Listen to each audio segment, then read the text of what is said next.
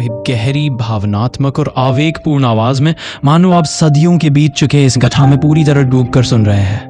वनवास के समय श्री राम और लक्ष्मण जब दंडकारण्य के वन में भ्रमण कर रहे थे तो वे शबरी के आश्रम पहुंचे।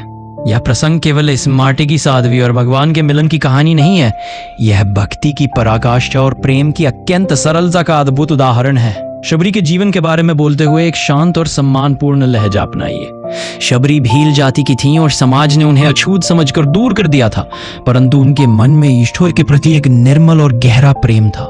वे मतंग ऋषि की शरण में आई, जिन्होंने उनके हृदय की शुद्धता को पहचान कर उन्हें आशीर्वाद दिया कि एक दिन स्वयं श्री राम उनके आश्रम आएंगे। अब एक दृढ़, ईमानदार और समर्पित स्वर में बात करें, पर तब शबरी ने गुरु के वचनों को अपने जीवन का मर्म बना लिया।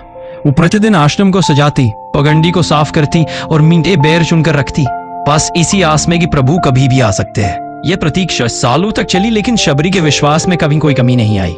और अब उत्साह और भावुकता के साथ अंत में वह क्षण आ ही गया जब श्री राम और लक्ष्मण सीता की खोज में शबरी की कुटिया पहुंचे।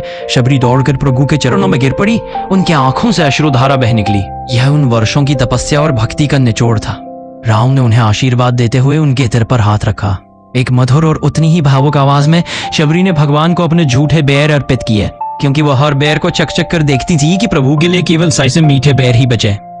और प्रभु राम ने उन बेरों को अमृत की तरह स्वीकार किया, क्योंकि उनकी दृष्टि में प्रेम से बढ़कर कुछ नहीं था। और एक सीख भरे और दार्शनिक स्वर में इस कथा का संदेश यही है कि ईश्वर को बाहरी वैभव, जाति या रूप रंग से कोई मतलब नहीं, वह तो बस सरल प्रेम और भक्ति देखते हैं। शबरी की भक्ति ने हमें यही सिखाया कि प्रेम ही वह माध्यम है जिसके माध्यम से हम भगवान तक पहुंचते हैं।